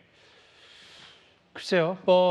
이번 일부 온라인 커뮤니티에 있는 아니죠. 정확히는 진성준 의원 블로그에 찾아간 일부 시민들의 댓글이지만 그만큼 단단히 뿔난 사람도 있고 아예 한동훈 대표는요, 강지연 변호사님. 네. 한 발 더 나아가서 공개 토론까지 제안할 정도로 본인이 선제적으로 하면서 금투세 자체보다는 일단 민생 드라이브 정책에서도 민주당을 좀 압박하고 선제적으로 하겠다 이런 취지가 분명한 것 같아요. 네, 민주당에서는 바로 내일 금투세 폐지와 관련해서 토론회를 열기로 되어 있었는데요. 갑작스럽게 이 토론회가 취소가 되었습니다. 민주당에서는 이게 주최 측의 사정이다라고 이야기를 하고 있는데 예. 주관은 임강현 민주당 의원이고 그리고 공동 주최하고 있는 연구회가 박찬대 원내대표가 있는 이 연구회가 같이 하는 것으로 되어 있거든요. 예. 결국에는 민주당에서 어저께 폭락한 장에 개미 투자자들이 굉장히 지금 화가 많이 나 있고 이때 이 토론회를 했다가 어떠한 역풍이 올 수 있다라는 생각을 한 것으로 보입니다. 예. 진성준 정책위 의장 같은 경우에는 이재명 대표가 5천만 원에서 1억 원으로 이제 올리자라고 이야기를 하고 있지만 원안에 대해서 조금 더 강경한 생각을 갖고 있는 것으로 알려져 있고 민주당의 정책위 의장이기 때문에 본인 목소리를 많이 낼 수 있기 때문에 예. 개미 투자자들이 진성준 의원의 페이스북에 찾아가서 댓글을 많이 다는 것으로 보이는데요. 근데 이재명 대표가 5천만 원에서 연 1억 원의 소득으로 완화한다고 해도 결과적으로 대만 같은 경우에도 이제 그 양도소득세에 있어서의 세율을 매겼을 때 35% 폭락을 했던 거는 전체적인 어떤 투자 심리가 굉장히 위축이 된다. 그 부분에 있어서 개미 투자자들이 굉장히 좀 우려를 하고 있는 부분입니다. 근본적인 부분에 있어서의 문제를 토론을 통해서 조금 더 이야기를 해야 되는데 민주당은 바로 어저께 있었던 이 폭락장에서 토론회를 갑작스럽게 취소를 해버린 것이죠. 이때 지금 한동훈 대표가 굉장히 저는 잘하고 있다고 생각하는데요. 예. 우리가 민생으로서 이 금융투자소득세에 대해서 정확한 입장을 정리를 하자라면서 오히려 국민의힘과 하자 토론회를 역제안을 하고 있는 상황입니다. 이러한 모습이 오히려 국민에게 많이 다가갈 것이다라고 생각을 합니다. 강 변호사가 말씀하셨던 그 부분에 아예 또 새로운 내용과 추가가 됐어요. 그러니까 아침까지만 하더라도 어제 블랙 먼데이 증시가 대폭락하니까 그것 때문인지 모르겠지만 야당에서 이 금투세 관련 여러 토론회를 연기한 거 한동훈 대표가 우리 하자 공개 제안했더니 또 야당 임강현 의원이 받았고요.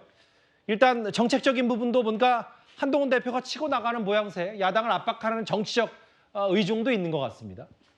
근데 여기 댓글 한번 다시 읽어볼게요. 일부 사람 얘기긴 합니다만 25만 원 필요 없으니까 금투세나 폐지해라. 국민의힘은 1,400만 일부 소액 투자자 개미들의 세금을 덜 걷자고 하는 반면에 민주당은 25만 원 지원금 시행을 재차 말하고 있습니다. 목소리 들어보겠습니다. 민생회복지원금법은 현금 살포가 아니라 민생을 살릴 심폐소생입니다. 전 국민 25만 원씩 해도 전체 13조 원이면 됩니다. 윤석열 정부가 초부자들 세금 깎아주는 것에 비하면 세 발의 피입니다. 세수 부족 얘기를 자꾸 하는데 오히려 윤석열 정부 취임 이후에 대규모 감세 정책 때문에 세수가 줄어든 측면도 많이 있거든요. 그런 정도 갖고 다시 물가가 인상되거나 그럴 효과는 굉장히 적다고 얘기를 하고 있습니다. 이걸 보시면은 이재명표 전 국민 25만 원 지원 논란이라는 기사입니다. 국민의 세금을 우리가 지출하는 일입니다. 국가의 기본 의무를 지지 않는 외국인에까지 지급하는 것이 문제라는 지적도 있습니다. 그래서 이런 것들을 우리가 논의하기 위해서 상임위가 있는 것이고 소위원회에서 심도 있게 그것을 논의한 다음에 법안을 내야 되는데 민주당이 어떻게 했습니까? 상임위에서 법사위에서 본회의에서 일사천리로 진행했습니다. 지금 여당이 전국민 25만 원 지원금 얘기하는 부분 중에 논점이 또 있는 것 같아요. 이현정 의원님. 여기에 네. 한 대략 14조 정도 드는데 여기에 한 3만 명 정도 되나요? 난민들 혹은 뭐 일부이랍니다. 외국인까지 추가되는 게 이게 도대체 의미가 있는 거냐? 이걸 꼬집고 있습니다. 여당은. 일단 이제 25만 원이라는 전체 예산이 뿌려지게 되면 뭐 지역 화폐 등등으로 뿌려지게 한 14조 원 가량이 일단 시장에 풀리게 되는 겁니다. 자, 그렇게 될 경우에 과연 이 시장에서 이런 물가 상승이나 이런 것들이 어떤 영향을 받을지, 특히 또 원래 법인세 등등이 급감하면서 세수가 굉장히 부족한 상황이에요. 예. 자, 그런 상황에서 이 14조 원을 나눠준다는 과연 정책적 효과가 있을까? 저는 그렇게 봅니다. 가장 어떤 면에서 보면 하책의 정책이 돈 나눠주는 거예요. 예. 그냥 뭐 할 방법이 없으니까 나눠주는 겁니다. 결국 그게 뭐 모든 이 문제된 국가들이 보면 다 돈 나눠주다가 망한 거 아니겠습니까? 뭐 인플레이션 뭐 이 그렇죠. 말씀하시는 그런 거예요? 것들이 있기 때문에 결국 가장 하책은 나눠주는 건데 예. 문제는 이번에 법안을 보니까 예. 여기에 이제 나눠주는 대상이 있습니다. 거기에 우리나라 국민뿐만 아니라 영주권자라든지 그다음에 이제 외국인하고 이제 결혼에 이민을 한다 분이라든지 거기에다가 난민이 있어요. 난민이 3만 5천 명 정도 됩니다. 우리나라에. 물론 뭐 정확하게 수치는 좀 더 알아봐야 됩니다. 일단 말씀하십시오. 네. 예. 자, 그러면 우리가 기본적으로 이 세금을 예를 들어 국민의 세금을 나눠준다는 것은 우리나라에서 세금을 내는 사람, 즉 우리나라의 어떤 국민으로서 세금을 내는 분들한테 이 돈을 돌려주는 거 아니겠어요? 돌려주면서 이걸 뭐 경기를 활성화시키겠다 이런 목적 아니겠습니까? 근데 왜 난민들에게까지 이 돈을 나눠줘야 되는지 아마 많은 국민들은 이해하시기가 어려울 겁니다. 우리가 뭘 그렇게 나라가 잘 살고 돈이 많아서 그런 난민들에게까지 이렇게 3만 5천 명까지 돈을 나눠줘야 된다는 건 아마 납득하기 어려우실 겁니다. 즉 그리고 또 이 돈을 나눠주는 관리 비용, 즉 이 뭐 14조 되는 돈을 나눠주기 위해서는 뭔가 주체가 관리해야 될 거 아니겠습니까? 예. 그게 대략 한 1,400억 정도 든다고 그래요. 자, 그렇다면 이렇게 어떤 면에서 보면 세금을 지금 그렇지 않아도 세수가 지금 굉장히 부족하고 기업들이 지금 어려워서 법인세도 못 내고 있는 상황에서 또 이 돈을 뿌려줄 경우에 인플레이션 우려가 굉장히 있는 상황인데 예. 정성호 의원은 무슨 근거로 없다라고 이야기하는지 모르겠지만 그러나 과연 지금 이것들이 가장 하책이라고 하는 돈 나눠주는 정책을 펴야 될 것인지 바로 그런 의문이 있는 것 같습니다. 김준욱 대변인 생각은 어떠세요? 지금 제가 지금 먼저 첫 번째로 짚고 갈 것은 금투세. 예. 어제 증시 폭락이 시행도 안 된 금투세 때문입니까? 그건 아니잖아요. 그러니까 이런 부분들을 가지고 마치 금투세가 시행되지도 않았는데 금투세 때문에 증시가 폭락됐다 이런 식으로 얘기하는 걸 우리가 오도하는 거라고 얘기하는 거라는 말씀 좀 드리고 싶고요. 예. 지금 전국민 25만 원 지원법 이 내용에 대해서 뭐 다른 생각 가질 수 있습니다. 또 협의할 수 있습니다. 그러나 그렇다면 이걸 안 하는 대신에 과연 어떤 방식으로 이 어려운 경제 생활에 빠져 있는 분들에게 지원할 수 있는 다른 대책은 무엇인가 하는 부분에 대해서 얘기를 좀 해야 되는데 예. 정부 여당에서는 그런 얘기는 전혀 하고 있지 않다라는 말씀도 좀 지적드리고 싶고 지금 국가 재원 재정 부분들 재원 마련 부분들을 말씀하시는데요. 제가 이렇게 하나만 말씀드릴게요. 국회에 예산정책처라는 데가 있습니다. 거기에서 세법 개정안 분석 보고서를 올해 초에 냈는데 거기에서 금투세를 시행하게 되면 3년 동안 4조 원 이상을 더 거둘 수 있다 이렇게 얘기합니다. 그리고 이 금투세에 해당되시는 분들 지금 우리나라 개미 투자자 1,400만이라고 합니다. 여기에서 금투세 투자 대상이 되신 분, 이 세법의 대상이 되는 분이 14만 명 정도, 약 1%밖에 안 돼요. 알겠습니다. 이런 분들의 세금을 깎아주면서 재원이 없다? 이거 말이 안 되고요. 마지막 하나만 더 말씀드리면 좀 전에 지원 대상 중에 난민 얘기 있었습니다. 난민 1,491명입니다. 1,491명에게 25만 원씩 지원하는 거 이 정도도 못할 정도로 우리나라가 허약합니까? 그리고 이 재난지원금, 이 지원금의 성격이 어떤 보상 차원이나 복지 차원이 아니고요. 지금 어려워진 내수 경기를 좀 진작해보자라는 측면에서 시행을 하자라고 요구하는데 그렇다면 이 국면을 어떻게 타개할 수 있는지 정부 여당에서 다른 대안이라도 좀 내놓으셨으면 좋겠다는 말씀을 드리고 싶습니다. 좀 말씀하셨는데 난민이 1,400명인지 3만 5천 명인지 좀 더 팩트체크 해볼게요. 다만 뭐 줄 수도 있다라는 취지. 다만 그런 거 있잖아요. 김준일 대표 말씀하셨다시피 14조를 25만 원 지원금인데 4조 정도 금투세 거둘 수 있다. 그럼 어쨌든 또 그 10조는 또 어디서 나올 거냐? 금투세를 25만 원 주는 이런 상관관계는 또 아닌 거니까요. 그 부분 뭐 아직 민주당이 금투세 아직 유예한지 말지에 대한 결정도 아직 못한 상태이기 때문에 제가 그 정도로 바로 잡겠습니다. 알겠습니다. 아예 뭐 한동훈 대표 토론에 나오라는 야당 의원까지 있네요. 오늘 쟁점이 이거였다면 국민의힘 이번 안으로 들어가 볼 차례입니다. 다음 주제입니다.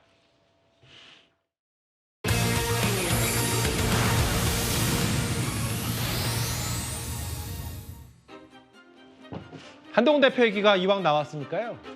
이준석 의원 얼굴도 있네요. 한동훈이 부러운 거다. 이게 무슨 얘기일까요? 한 대표가 어제 지도부 인선을 마무리하면서 이른바 친정 체제를 구축했습니다.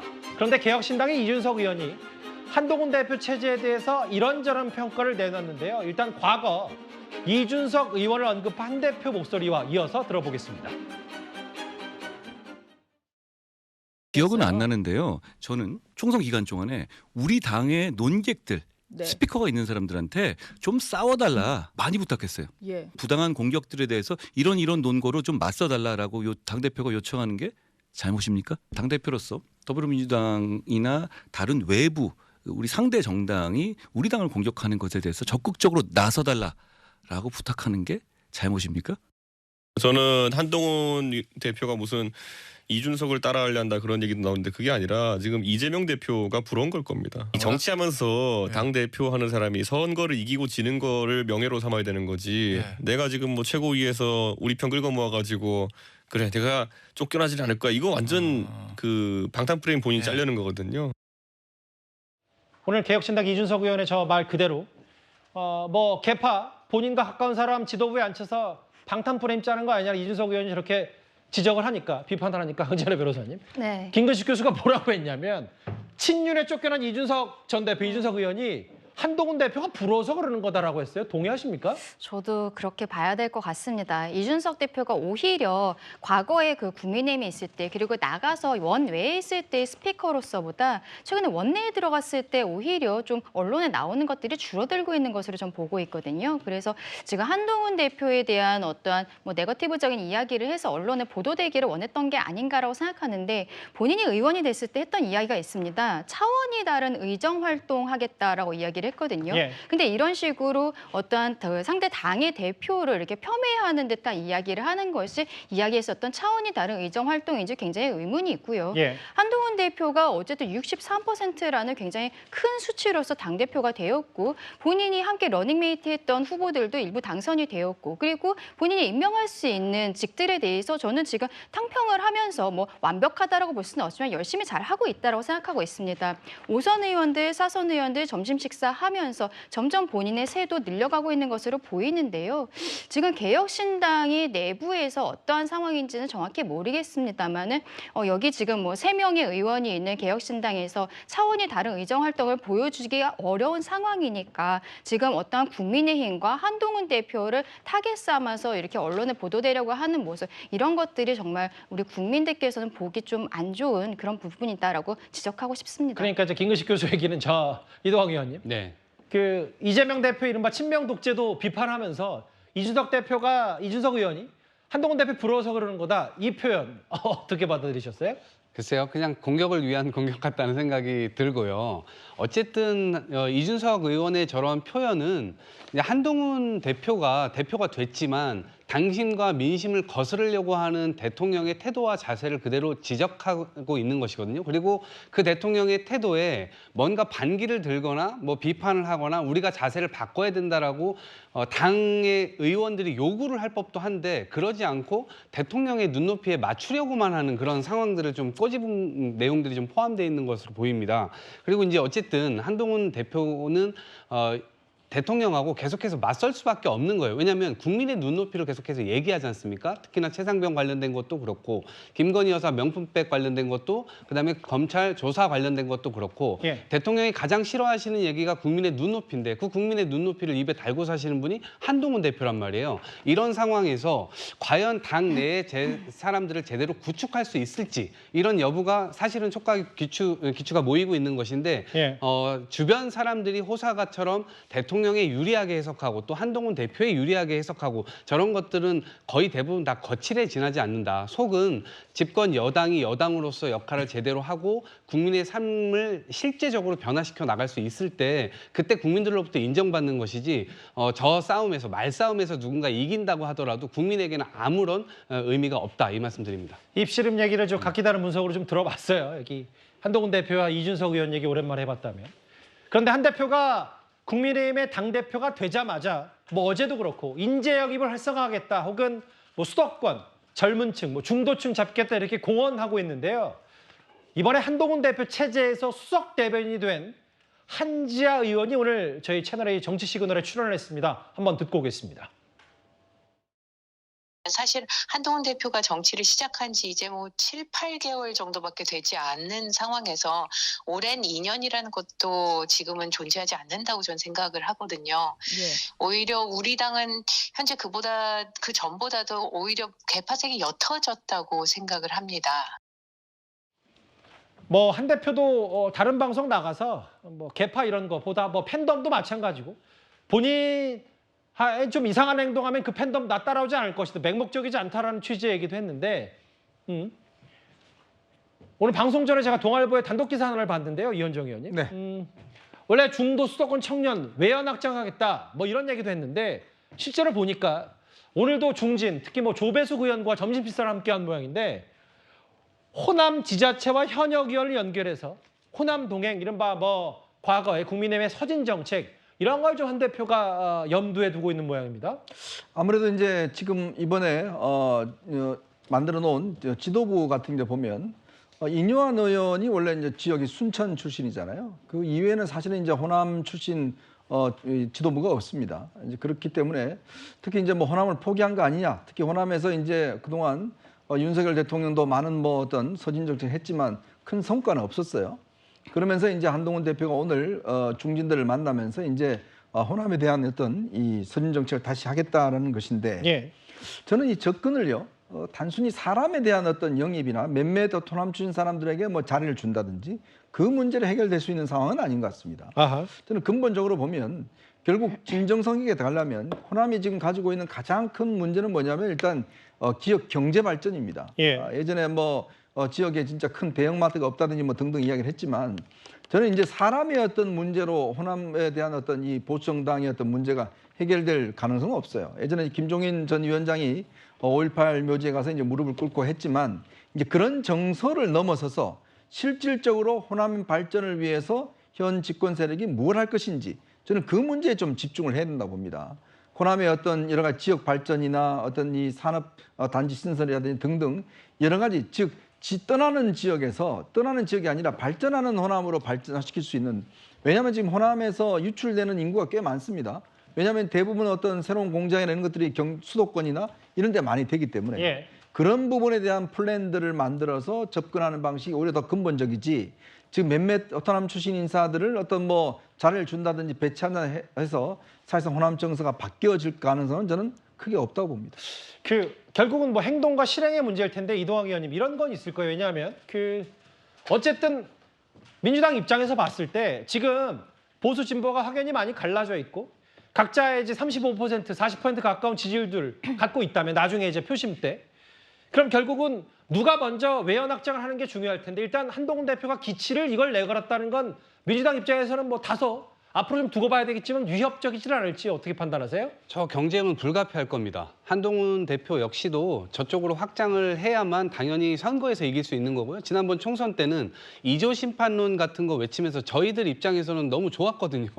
왜 저런 얘기를 하지? 그러면서 사실 내부를 단단하게 하는 그렇다고 해서 꼭 내부가 또 단단해지지도 않는 그런 얘기들을 했었는데 어쨌든 저 지점에서의 싸움은 저희 민주당 역시도 당연히 긴장해야 되는 부분이고요. 반면에 이제 차이가 있습니다. 민주당 같은 경우는 코어 지지층이 단단하게 뭉쳐 있다는 겁니다. 지금 그걸로 비판을 받고 있지만 일당 독주니 일당 1인 독재 체제니 이런 얘기들을 하고 있지만 민주당은 단단하게 굳혀져 있고 앞으로 확장하는 것은 오히려 더 선택적으로 훨씬 더 유연하게 할 수 있다. 그런데 한동훈 대표는 지금 내부가 단단하게 굳혀져 있지 않습니다. 내부에서 대통령도 그렇고 대통령실도 그렇고 않고 여전히 많은 의원들도 한동훈 대표 체제에 힘을 실어줄 것인가, 우리가 같이 뭉칠 것인가, 여기에 대해서 반신반의하고 있고 오히려 방해하려고 하는 그런 움직임까지도 보이고 있기 때문에 한동훈 대표는 안쪽으로도 과제가 있고 밖으로도 과제가 있는 형국이다, 이렇게 말씀드립니다. 뭐 한 대표 이제 내부 교통 정리가 어느 정도 끝났으면 이제 외연 확정, 또 호남 동행 뭐 이런 포인트도 짚어보고 있다. 오늘 있었던 이 얘기를 해볼 텐데요. 지금 전기차가 최대 화두가 된 것 같습니다. 다음 주제 바로 만나보겠습니다.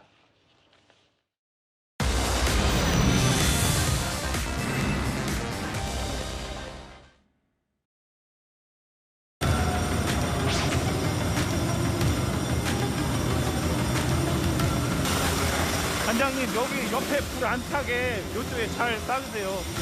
직사 말고 복사열 방지만 해주세요. 복사열 방지만.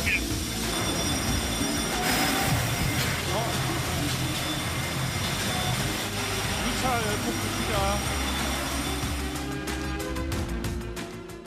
위험천만한 상황 그대로 보여드렸습니다. 인천의 한 아파트 지하 주차장에서 전기차 화재가 발생한 지 닷새도 채 지나지 않았는데 오늘 충청남도 금산에서 저렇게 보신 것처럼 전기차 화재가 발생했습니다. 허주연 변호사님. 근데 이번에는 충전 중에 발생한 화재입니다. 네, 지금 이 차주, 그러니까 빌린 차라고 하기는 하는데 이 차주가 얘기하기로는 어제 저녁 7시쯤에 충전기를 꽂아놓고 주차를 해뒀는데 오늘 새벽 5시에 갑자기 불이 난다는 신고가 접수가 돼서 이게 지금 알려지게 된 거고, 보시는 것처럼 소방관들이 출동을 해서 1시간 40분가량 진화 작업 끝에 그나마 다행히 인명피해 없이 이게 진화가 된 건데요. 그나마 주차 타워 1층에 세워져 있었기 때문에 안에서 진화를 하다가 안 되니까 이 소방관들이 밖으로 드러냈다고 해요. 그래서 혹시 옆 차량에 붙으면 정말 큰 피해가 발생할 수 있으니까요. 그래서 정말 이 빠르게 대응을 해서 이거를 진압을 하게 된 건데, 그런데 원인이요, 이게 배터리 문제인지 아닌지 좀 살펴볼 필요가 있습니다. 왜냐하면 이전에 있었던 청라화재 같은 경우에는 중국산 배터리를 사용하고 있었는데 충전하지 않는 과정에서 불이 났기 때문에 이걸 원인을 배터리가 아니냐 이렇게 강하게 의심을 하고 있는 것이고, 물론 이 사고도 배터리가 원인일 수도 있지만 충전 중에 충전 단자와의 문제가 생길 수도 있고요. 특히 이거는 중국산 배터리가 아니라 국내산 배터리인데, 물론 청라화재 때도 그렇고 지금도 그렇고 제조국은 다르지만 3원계 배터리를 동시에 사용하고 있긴 합니다. 그런데 3원계 배터리라는 것이 이제 3가지 물질을 결합해가지고 쓰는 배터리를 얘기하는데요. 성능은 굉장히 좋지만 열폭주 현상을 제어하기가 굉장히 힘들다고 해요. 그런데 1시간 40분 만에 어쨌든 진화가 완료된 것은 이게 배터리 문제가 아닐 가능성도 배제를 할 수가 없는 부분이거든요. 이 부분 정확한 감식을 통해서 화재 원인이 밝혀져야 되는 부분입니다. 저 인천 전기차는 8시간 걸렸어요, 완진까지. 근데 지금 1시간 반. 이것도 아까 보니까 잔불이 나와서 쉽지 않게 계속 이제 불이 붙는 화면도 있었는데, 결국 이런 거잖아요, 허 변호사님. 인천도 그렇고 오늘 금산도 그렇고 전기차 공포. 그래서 뭐 이제 아파트 주민들이 전기차 뭐 안 된다 뭐 이런 것까지, 사실 본질 감식이 철저히 빨리 규명이 돼야 글쎄 이 전기차 논란도 좀 끝이 날 텐데요.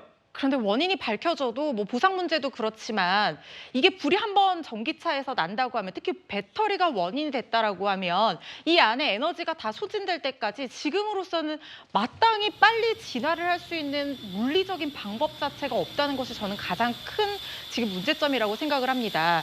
이게 뭐 분말 소화기로는 진압 자체가 배터리 안으로 분말이 안 들어가기 때문에 안 되는 상황이고, 결국에 물에 이렇게 푹 담궈서 열을 냉각해서 끌 수밖에 없는 상황인데, 그러다 보니까 아파트들에서는 전기차 이거 충전기 설치하지 말자 뭐 이런 얘기도 있다는 거예요. 근데 법적으로 100세대 이상이면은 충분히 확보해야 되는 5% 이상 확보해야 되는 규정이 있어서 이거는 안 되고, 그러면 지하가 아니라 지상으로 빼자는 얘기들이 많이 나오고 있고, 실제로 아파트들 보면은 지하 주차장 주차 금지 뭐 이런 현수막도 걸린다고 하고요. 은평구 아파트에서는 지하 주차장에 설치돼 있는 충전기를 지상으로 옮기기로 입주민들이 결의도 했다고 하거든요. 해결책이 빨리 나와야지 공포도 좀 줄어들지 않을까 싶습니다. 옆에 있던 차가 저렇게 불이 붙으면 얼마나 공포감이 들겠습니까? 지금까지 들은 여러분들의 목소리를 만나볼 차례입니다. 첫 번째 댓글입니다. 안세영 선수 고생 많으셨습니다. 응원을 보냅니다. 라고 하셨고요. 예. 김우진 선수는 노후 대비 끝났구나 하셨습니다. 예. 이미 진작 끝냈을 수도 있어요. 예. G.O.D 김태우 씨, 막내 김태우 씨랑 비슷하다고 생각했어요. 라고 하셨고요. 예. 정치 얘기보다 스포츠 얘기가 즐겁다는 말씀하셨습니다. 마지막 보겠습니다. 현금 주지 말고 세금을 깎아줘라. 금투세에 좀 더 무게를 실는 듯한 댓글까지 댓글 5개 모두 감사드립니다. 마지막 주제, 오늘 인천공항을 통해 이들이 입국을 했습니다. 바로 다음 주제입니다.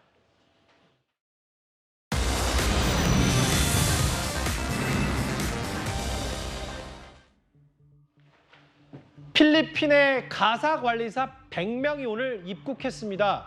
외국인 가사관리사 시범 사업의 일환인데요. 이제 다음 달부터 서울 시내 각 가정에 배치가 되는데 그래서 필리핀에서 학력 그리고 교육 이수한 사람들로 100명을 뽑았다. 근데 이제 오늘의 포인트가 뭐냐면 아직 확실한 업무 분담이 연착륙이 안 된 것 같더라고요. 그렇습니다. 아직까지 시범 사업 단계인 만큼 실제로 이들이 업무에 투입됐을 때 어떤 일이 일어날 것인지 예측하기는 좀 어렵지만 이 가사일이라는 게 워낙 이 무자르듯이 잘리는 그런 건 아니잖아요. 그렇죠. 그러다 보니까 아이 돌봄 서비스를 원칙으로 하고 그와 관련한 부수적인 가사 업무까지만 가능하다고 하고요. 6시간 이상 서비스를 하는 경우에 한해서 어른 옷을 세탁하거나 어른 그 먹고 남은 그릇을 설거지를 하거나 그다음에 간단한 욕실 청소와 바닥 청소까지는 할 수 있다고 하는데 이게 이제 손걸레질은 또 안 되고 어른 음식 조리는 안 되고 이렇게 분류가 되어 있다고 해요. 그런데 실제로 가정에서 이거를 얼마만큼 잘 구분해서 이 서비스를 이용할 수 있을지 이 부분이 좀 정착이 필요한 부분이라는 생각이 들고요. 예. 경쟁률이 대단하다고 합니다. 4대 1의 경쟁률, 신청한 가정이 400가정이 넘었다고 하는데요. 그만큼 돌봄 서비스가 절실하다는 얘기일 겁니다. 기왕 하기로 한 거 잘 연착륙해서 좀 우리 아이돌 봄에 좀 도움이 많이 됐으면 하는 바람입니다. 알겠습니다. 뭐 이제 뭔가 문화가 좀 바뀌는 듯한 그런 이분도 있는데 저희가 10위까지 만나 봤습니다. 화요일 뉴스 탑10 준비한 소식은 여기까지입니다. 곧바로 뉴스에이도 이어지니까요. 많은 시청 바랍니다. 여러분 고맙습니다.